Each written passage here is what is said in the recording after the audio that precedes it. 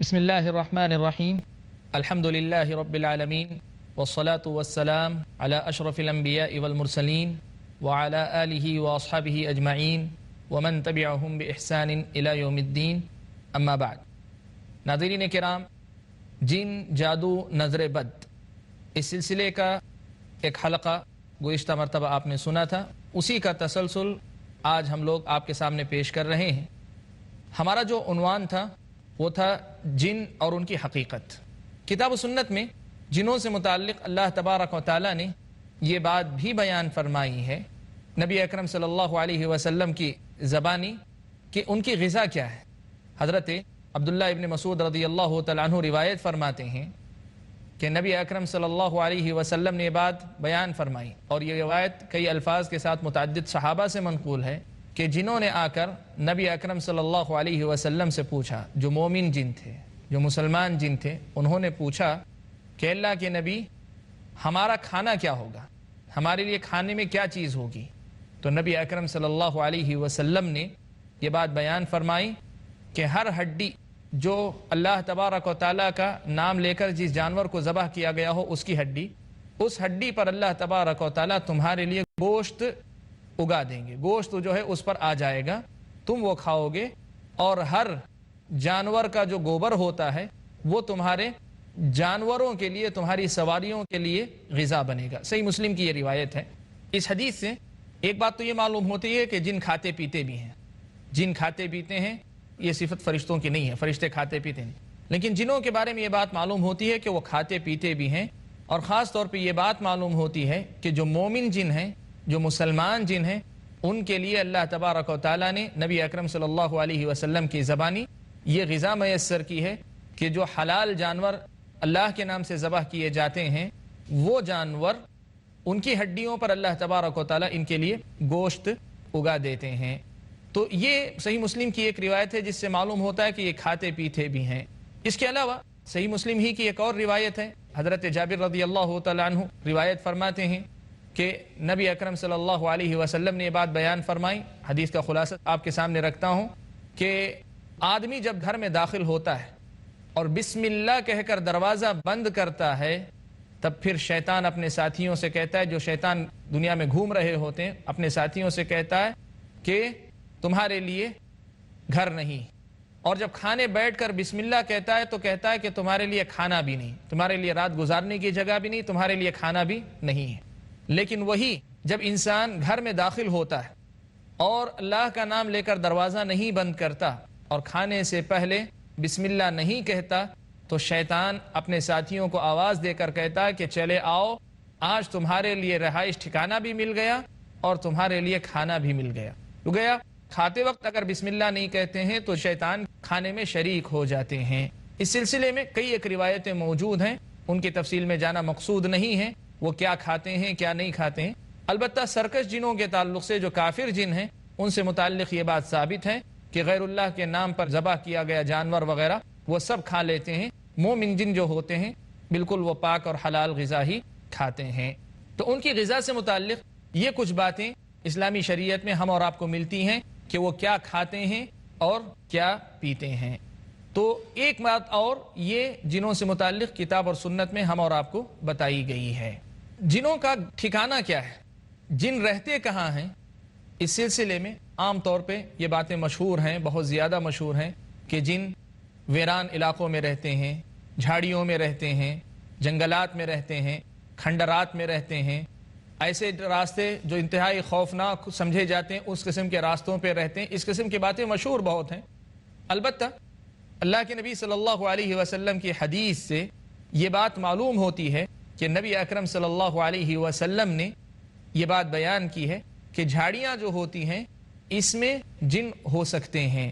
جو روایت میں نے آپ کے سامنے قضاء حاجت کی دعا کے سلسلے میں نقل کی تھی، صحیح بخاری و مسلم کی، یہی روایت حضرت زید بن ارقم رضی اللہ تعالیٰ عنہ سے سنن ابی داؤد کے اندر ان الفاظ کے ساتھ مروی ہے کہ نبی اکرم صلی اللہ علیہ وسلم نے فرمایا کہ یہ جو جھاڑیاں ہوتی ہیں، یہ جھاڑیاں مسکن ہوا کرتی، ٹھکانہ ہوا کرتی، محتضرہ، اللہ کے نبی صلی اللہ علیہ وسلم نے لفظ استعمال فرمایا محتضرہ، یعنی یہاں پر جن رہا کرتے ہیں، جیسے امام خطابی رحمۃ اللہ علیہ نے سنن نبی داؤد کی شرح میں یہ بات لکھی ہے کہ اس لفظ کا مطلب یہ کہ یہ جھاڑیاں جنوں کا مسکن ہوا کرتی ہیں. عرب کے لوگ اسی قسم کی جھاڑیوں کی آڑ میں قضاء حاجت کے لیے جایا کرتے تھے. تو یہ کہا گیا کہ جب تم قضاء حاجت کے لیے جاؤ تو تم خبیث جنوں اور جنیوں سے پناہ مانگا کرو. اور یہی حکم ان مقامات کے لیے بھی ہے جہاں لوگ قضاء حاجت کرتے ہیں. ویسے برے جنوں سے متعلق یہ بات اہل علم نے نقل کی ہے، اور علامہ ابن تیمیہ رحمۃ اللہ علیہ نے کئی ایک مقامات پہ نقل کی ہے یہ بات کہ یہ جن رہتے کہاں ہیں. کہا جہاں پر جو ہے گندگی ہوتی ہے اس مقام پر رہتے ہیں، جہاں پر جو ہے غیر اللہ کی عبادت کی جاتی ہے اس مقام پہ رہتے ہیں. کئی ایسے مقبرے قبرستان ہوتے ہیں جہاں جن اپنا ڈیرا ڈالے ہوئے ہوتے ہیں. کئی ایسے مقامات ہوتے ہیں جہاں اللہ تعالیٰ کی نافرمانی ہوتی ہے تو جن اور نافرمان جو جن ہوتے ہیں وہ اس مقام پہ رہا کرتے ہیں. یہ بات علامہ ابن تیمیہ رحمۃ اللہ علیہ نے لکھی ہے. تو جنوں کے ٹھکانے سے متعلق یہ بات پتہ چلتی ہے کہ اللہ کے نبی صلی اللہ علیہ وسلم نے بات بتائی کہ جھاڑیوں وغیرہ میں رہتے ہیں، اور اہل علم نے اور کئی ایک مقامات ان کے تعلق سے لکھے ہیں. تو یہ باتیں بھی قرآن و سنت کی روشنی میں ہمارے اور آپ کے سامنے آتی ہیں کہ جنوں کا اپنا ٹھکانہ بھی ہوتا ہے. ایک اور مسئلہ جو کتاب و سنت کی روشنی میں بیان کیا گیا ہے، اور یہ بڑا اہم مسئلہ ہے، اس کو پوری نزاکت کے ساتھ سمجھنا ضروری ہے. پوری نزاکت اور پوری باریکی کے ساتھ سمجھنا ضروری ہے. وہ یہ کہ جنوں کو آگ سے پیدا کیا گیا ہے لیکن ان کی شکل کیا ہے یہ ہم نہیں جانتے، اس لیے کہ اللہ تعالیٰ نے اس تعلق سے کوئی واضح ہدایت ہمیں نہیں دی، نبی اکرم صلی اللہ علیہ وسلم نے نہیں بتائی بات. تو کیا ان کی کوئی شکل و صورت ہے کہ نہیں ہے، کوئی طے شدہ شکل و صورت ہے کہ نہیں ہے؟ اللہ تبارک و تعالیٰ بہتر جانتے ہیں. قرآن مجید کے اندر کچھ باتیں جنوں سے متعلق کہی گئی ہیں جو ہم آپ کے سامنے رکھتے ہیں، اور کچھ باتیں اللہ کے نبی صلی اللہ علیہ وسلم کی احادیث کے سلسلے میں. عام طور پہ برے جن کا یا شیطان کا جب تصور آتا ہے تو ایک تصویر بہت زیادہ عام ہے، ایک تصویر بہت زیادہ عام ہوتی ہے کہ بالکل جو ہے مطلب ایک سیاہ شکل، اس کے 2 دانت نکلے ہوئے اور اس کے 2 سینگ نکلے ہوئے ہوتے ہیں، اور ان کے اندر سے جو ہے منہ سے دھواں نکل رہا ہوتا ہے. یہ ایک شکل ہے. مورخین نے بات نقل کی ہے کہ یہ بعد کے دور کے نصارہ کے پاس یہ شکل عام تھی، مسلمان علماء نے یہ شکل نہیں دی. جنوں کی یا جو ہے سرکش شیطان کی یہ شکل کہ ابلیس اس شکل کا ہے یا جن اس شکل کا ہے، یہ بات قرآن و سنت میں کہیں نہیں آئی. البتہ کچھ باتیں ایسی ملتی ہیں جن سے جو ہے ان کی صورت شکل کے سمجھنے میں شاید کچھ مدد مل سکے. ان میں سے ایک آیت کریمہ یہ ہے جو سورہ اعراف میں اللہ تعالیٰ نے یہ بات بیان فرمائی کہ وَلَقَدْ ذَرَأْنَا لِجَهَنَّمَ كَثِيرًا مِنَ الْجِنِّ وَالْإِنسِ لَهُمْ قُلُوبٌ لَا يَفْقَهُونَ بِهَا. اللہ تبارک و تعالیٰ نے پوری آیت میں یہ بات بیان فرمائی کہ ہم نے جہنم کے لیے جنوں اور انسانوں میں سے بہت سی چیزوں کو پیدا کیا، بہت سے لوگوں کو پیدا کیا. اب جنوں اور انسانوں دونوں کے بارے میں اللہ تعالیٰ نے یہ بات کہی ہے کہ لَهُمْ قُلُوبٌ لَا يَفْقَهُونَ بِهَا، ان کے دل ہیں لیکن اس سے سمجھتے نہیں. وَلَهُمْ أَعْيُنٌ لَا يُبْصِرُونَ بِهَا، ان کی آنکھیں ہیں لیکن اس سے دیکھتے نہیں. وَلَهُمْ آذَانٌ لَا يَسْمَعُونَ بِهَا، ان کے کان ہیں لیکن اس سے سنتے نہیں. یعنی مطلب یہ ہے کہ دل ہیں لیکن بات کو سمجھنا نہیں چاہتے، آنکھیں ہیں لیکن اس سے حقیقت کو دیکھنا نہیں چاہتے، آنکھیں پھیر لیتے ہیں، اور کان ہیں لیکن اس سے حقیقت کو سننا نہیں چاہتے. یہ جو سرکش انسان جو ہوتے ہیں ان سے متعلق بھی بات ہے، اور جو سرکش جن ہوتے ہیں جو جہنم کا ایندھن بننے والے ہیں ان کے متعلق اللہ تعالیٰ نے کہی. لیکن اس میں یہ بات ضرور معلوم ہوتی ہے کہ اللہ تعالیٰ نے دل، آنکھ اور کان ہونے کے تعلق سے اس میں بات کہی ہے، تو ان کی یہ سب صفات ہیں یا ان کی شکل و صورت میں یہ چیزیں شامل ہیں، اس کا پتہ چلتا ہے. ایسے ہی حدیث میں اس بات کا تو ثبوت ملتا ہے کہ ابلیس کے 2 سینگ ہیں. اللہ کے نبی صلی اللہ علیہ وسلم نے متعدد احادیث کے اندر اس مسئلے کی طرف توجہ دلائی. اللہ کے نبی صلی اللہ علیہ وسلم نے عین سورج کے طلوع ہوتے وقت اور عین سورج کے غروب ہوتے وقت نماز پڑھنے سے منع کیا، سجدہ کرنے سے منع کیا، اور خاص طور پہ اس کا سبب یہ بیان کیا کہ وہ شیطان کے 2 سینگ کے درمیان طلوع ہوتا ہے، شیطان کے 2 سینگوں کے درمیان طلوع ہوتا ہے. تو اس مسئلے کو لے کر بات اہل علم نے بات لکھی ہے کہ شیطان کے سینگ بھی ہیں، لیکن کیا وہ سینگ ویسے ہی ہیں جیسے اس شکل میں، اس فوٹو میں یا اس تصویر میں جو عام طور پہ رائج ہیں؟ تو اہل علم نے کہا ان کی کیفیت اللہ تعالیٰ نے نہیں بیان کی. تو جو نقطہ میں اس وقت آپ کے سامنے رکھنا چاہ رہا ہوں، کیا شیطان کی کوئی صورت ہے، کوئی شکل ہے؟ تو ہاں، یقیناً کوئی صورت ہے، اور اس شیطان کے یا اس جن کے بننے کے اندر ان ساری چیزوں کا دخل ہے. ان کے دل بھی ہیں، ان کی آنکھیں بھی ہیں، ان کے کان بھی ہیں. شکل کیا ہے یہ اللہ تبارک و تعالیٰ ہی بہتر جانتے ہیں۔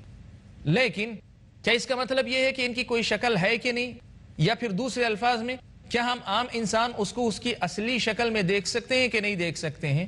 اس سلسلے میں ایک مشہور مسئلہ ہے، اس کی وضاحت بھی ہو جائے گی اور ہمارا مسئلہ بھی حل ہو جائے گا۔ امام بیہقی نے مناقب الامام الشافعی میں یہ بات نقل کی ہے کہ امام شافعی رحمۃ اللہ علیہ نے یہ بات فرمائی، ارشاد فرمائی، کہا کہ جو آدمی یہ کہے کہ میں نے جن کو دیکھا ہے، جو آدمی یہ دعویٰ کرے کہ میں نے جن کو دیکھا ہے، تو اس آدمی کی شہادت ہم باطل کر دیں گے، قبول نہیں کریں گے، الا یہ کہ وہ نبی ہوں۔ یعنی امام شافعی کے جملے کا سیدھا سا مطلب یہ تھا کہ نبی کے علاوہ کوئی جن کو دیکھ نہیں سکتا۔ اگر کوئی یہ کہتا ہے کہ اس نے دیکھا ہے تو وہ ہماری نظر میں ایسا جھوٹا ہے کہ ہم آگے اس کی کوئی گواہی قبول نہیں کریں گے۔ کہ اس کا مطلب یہ ہے کہ امام شافعی یہ سمجھتے تھے کہ جن دکھائی نہیں دے سکتا، دیکھا ہی نہیں جا سکتا۔ حافظ ابن حجر رحمۃ اللہ علیہ جو خود شافعی مسلک کے بہت بڑے امام سمجھے جاتے ہیں، اور صحیح بخاری کی جنہوں نے شرح فتح الباری لکھی ہے، فتح الباری میں امام شافعی رحمۃ اللہ علیہ کی اس جملے کی وضاحت کرتے ہوئے کہتے ہیں کہ اس کا مطلب یہ نہیں ہے کہ امام شافعی رحمۃ اللہ علیہ اس سے انکار کر رہے ہیں کہ کوئی جنوں کو دیکھ سکتا ہے۔ پھر اس کا مطلب کیا ہے؟ ہم لوگ ایک چھوٹے سے بریک کے بعد اس مسئلے کی وضاحت کرتے ہیں۔ السلام علیکم ورحمۃ اللہ وبرکاتہ۔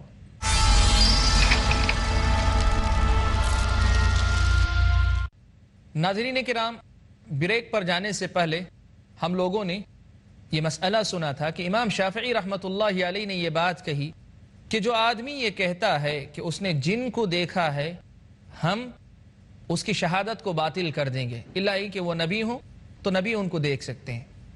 امام ابن حجر رحمۃ اللہ علیہ نے اس کا جواب دیا، اس کی وضاحت کرتے ہوئے کہا فتح الباری میں کہ اس کا یہ مطلب نہیں ہے کہ امام شافعی یہ کہنا چاہتے ہیں کہ جن کو دیکھا نہیں جا سکتا، نہیں۔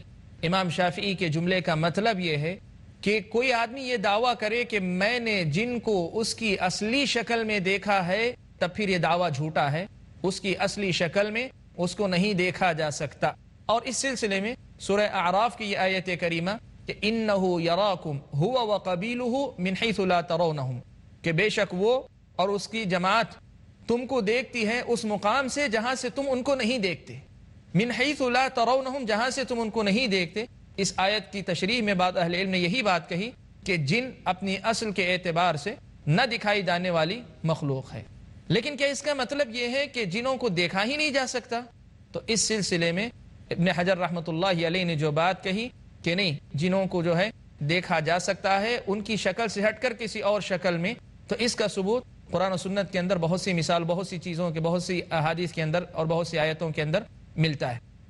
اس سلسلے میں سب سے پہلے ہم لوگ حضرت ابو ہریرہ رضی اللہ تعالیٰ عنہ کی یہ روایت دیکھتے ہیں۔ حضرت ابو ہریرہ رضی اللہ تعالیٰ عنہ کی یہ روایت سنتے ہیں کہ نبی اکرم صلی اللہ علیہ وسلم نے بیان فرمایا، صحیح بخاری و مسلم کی روایت ہے کہ جب تم مرغ کے بانگ دینے کو سنو، مرغ کو آواز لگاتے ہوئے دیکھو، تو تم جو ہے اللہ تبارک و تعالیٰ کے فضل کو طلب کرو، اللہ تبارک و تعالیٰ کے فضل کو طلب کرو، کہ اس لیے کہ اس نے فرشتوں کو دیکھا ہے، اور فرشتوں کا آنا جانا اللہ تبارک و تعالیٰ کے فضل کے آنے جانے کی دلیل ہوا کرتا ہے۔ اس لیے اللہ کے نبی صلی اللہ علیہ وسلم نے کہا کہ جب تم مرغ کو بانگ دیتے ہوئے دیکھو تو تم اللہ تبارک و تعالیٰ کے فضل کو تلاش کرو، اس لیے کہ انہوں نے فرشتوں کو دیکھا ہے۔ اور اس کے مقابلے میں اللہ کے نبی نے اسی حدیث میں فرمایا، جب تم لوگ گدھے کے رینکنے یا گدھے کے آواز نکالنے کو سنو تو تم اللہ تبارک و تعالیٰ کی پناہ مانگو کہ انہوں نے شیطان کو یا ابلیس کو دیکھا ہے۔ یہ بات صحیح بخاری و مسلم کی روایت سے اللہ کے نبی صلی اللہ علیہ وسلم سے مروی ہے۔ تو اس سے معلوم ہوتا ہے کہ نبی اکرم صلی اللہ علیہ وسلم نے یہ بات بتائی ہے کہ جانور جنوں کو دیکھتے ہیں۔ اور ایک دوسری روایت اسی سلسلے کی سنن ابی داؤد کی ہے، جس میں یہ الفاظ بھی ہیں کہ جب تم گدھے کے رینکنے اور کتے کے بھونکنے کو سنو تو تم جو ہے اللہ تعالیٰ کی پناہ مانگو، اس لیے کہ اس نے جن کو یا شیطان کو دیکھا ہے۔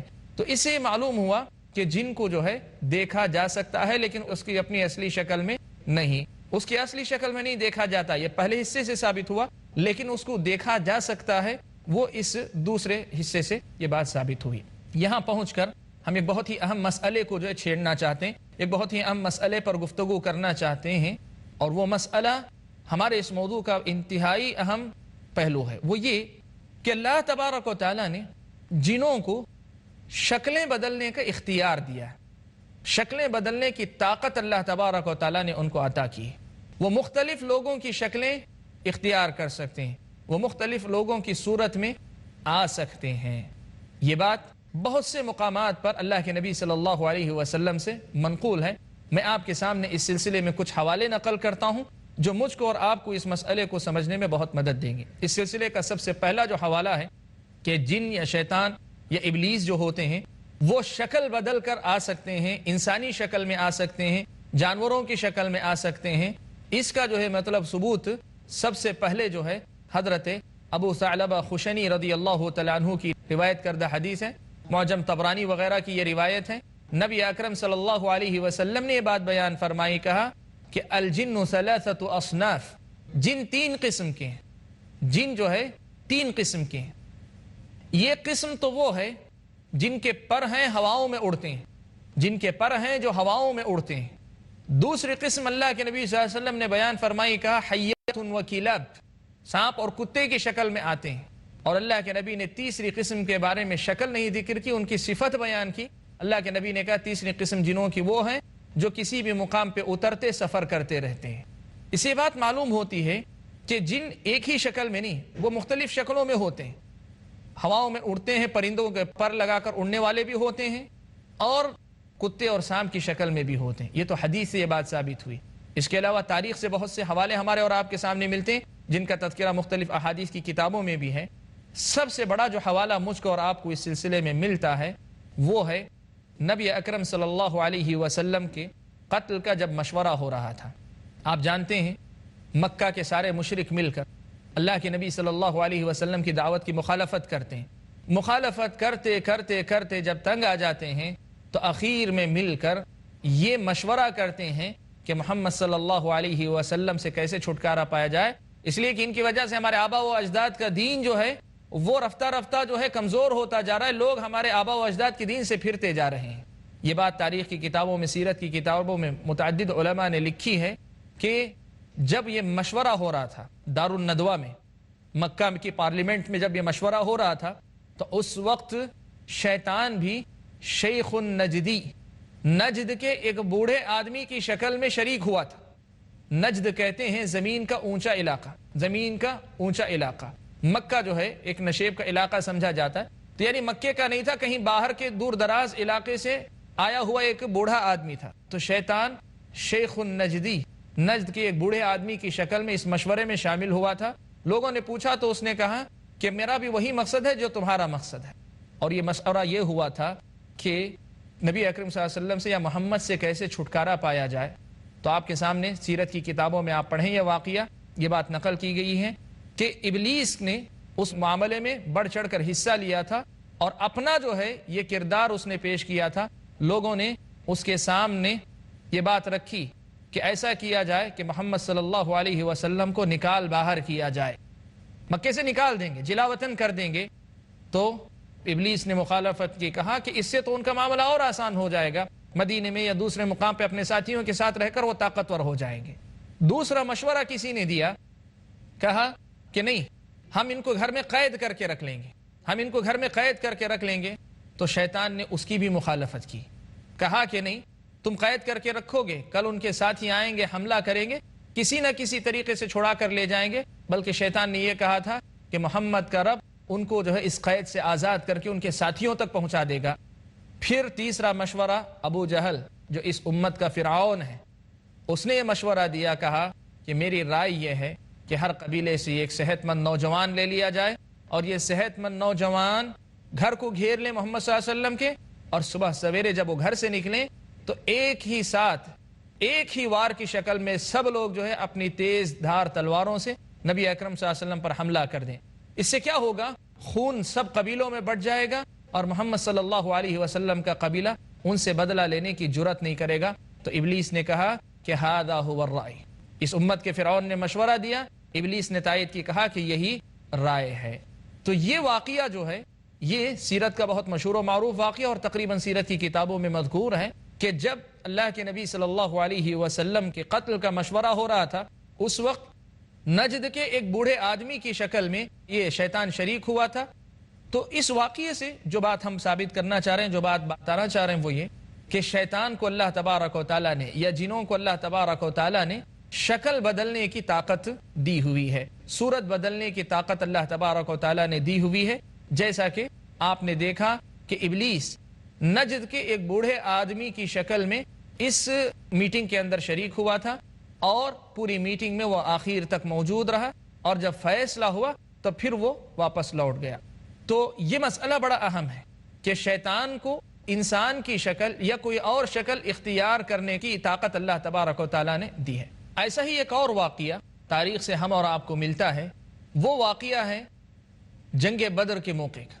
جنگ بدر کے موقع پر شیطان ایک مرتبہ اور مشرکین مکہ کے ساتھ ان کی مجلس شورا میں شامل ہوا تھا، حضرت سراقہ ابن مالک ابن جوشم کی شکل میں۔ سراقہ ابن مالک یہ جو ہے اس وقت تک مسلمان نہیں ہوئے تھے، بعد میں جا کر یہ مسلمان ہوئے رضی اللہ تعالیٰ عنہ۔ تو ان کی صورت اور شکل میں ابلیس جو ہے وہ شریک ہوا تھا، اور اس نے مشرکین مکہ کی مجلس میں اور ان کے فیصلے میں بہت اہم کردار ادا کیا تھا۔ مجلس شورا کے بہت اہم رکن کی حیثیت سے اس نے اس میں شرکت کی تھی اور بہت اہم فیصلہ کیا تھا۔ آپ کو معلوم ہے جنگ بدر کے موقع پر ہوا یہی تھا کہ مشرکین مکہ اپنے قبیلے کو بچانے کے لیے جنگ کے لیے نکل کر جانا چاہ رہے تھے، لیکن قبیلہ کنانہ، اس قبیلے کے ساتھ ان کی حلف برداری تھی، ان کے ساتھ جو یہ ان کے حلیف تھے، ان کے معاملات تھے۔ تو ان کو ڈر یہ تھا کہ اگر یہ اقدام کریں گے تو قبیلہ کنانہ کے ساتھ معاملات بگڑ جائیں گے، اور اس کی وجہ سے مشکلات کا ان کو سامنا کرنا پڑے گا۔ اس لیے وہ لوگ پس و پیش کا شکار تھے۔ تو شیطان سراقہ ابن مالک ابن جوشم رضی اللہ تعالیٰ عنہ کی شکل میں، جو اس وقت تک مسلمان نہیں ہوئے تھے اور قبیلہ کنانہ سے تعلق رکھتے تھے، آیا اور آ کر اس نے کہا کہ تم لوگ فکر نہ کرو کہ میں تمہارے لیے قبیلہ کنانہ کی طرف سے کافی ہو جاؤں گا، تم لوگ جو ہے آگے بڑھ جاؤ۔ تو جو نقطہ اس وقت ہم لوگ سن رہے ہیں وہ نقطہ یہ کہ جنوں کی جو اصل شکل ہے اس شکل میں ان کو دیکھا نہیں جا سکتا، لیکن جنوں کو اللہ تعالیٰ نے شکل بدلنے کی طاقت دی ہے، قدرت دی ہے، تو وہ شکل بدلتے ہیں، جس شکل میں چاہے جاتے ہیں، اور جس شکل میں چاہے جب وہ جاتے ہیں تو ان کی بدلی ہوئی شکل میں ان کو دیکھا جا سکتا ہے۔ حضرت ابو ثعلبہ خشنی رضی اللہ تعالیٰ عنہ کی روایت سے اس کا پتہ چلتا ہے، ساتھ میں اس سے بھی پتہ چلتا ہے جو حضرت ابن حجر رحمۃ اللہ علیہ نے امام شافعی کے قول کے توجیہ کرتے ہوئے بتائی ہے کہ جنوں کو جو ہے ان کی بدلی ہوئی شکل میں دیکھا جا سکتا ہے۔ تو ناظرین کرام، ہمارے اس گفتگو کا سلسلہ ابھی آگے اور جاتا رہے گا، انشاءاللہ اگلے حلقے میں ہم مزید باتیں اسی سلسلے سے جوڑ کر سنیں گے۔ السلام علیکم ورحمۃ اللہ وبرکاتہ۔